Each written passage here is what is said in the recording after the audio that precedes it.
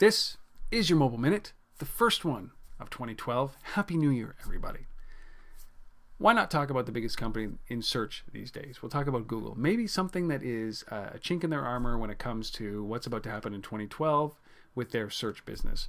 These devices are much more disruptive than we think. Right now, we all use Google on these devices. I don't know anybody who uses anybody else. It's default when in the browser bar, everybody uses Google. It's a verb. We Google.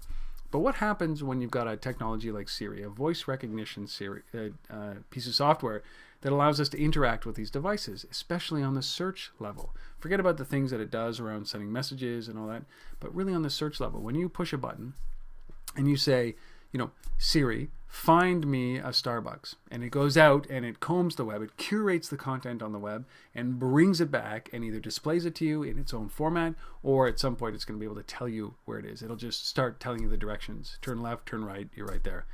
The same thing with something like Ford Sync. They use Bing as a search engine, but you don't really know that. You just say, go here, I'm looking for a Denny's on the road.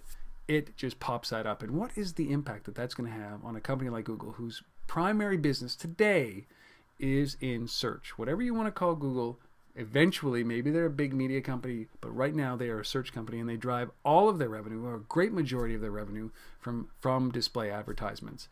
So what is the impact that this kind of voice automated search has on Google? I think that this is one of the things that we should be looking at very closely, because mobile as a disruptor is going to help Google on the Android side, but if not done right, it may disrupt Google on the search side and something to a bigger impact, because that's where all its revenue is. What do you think?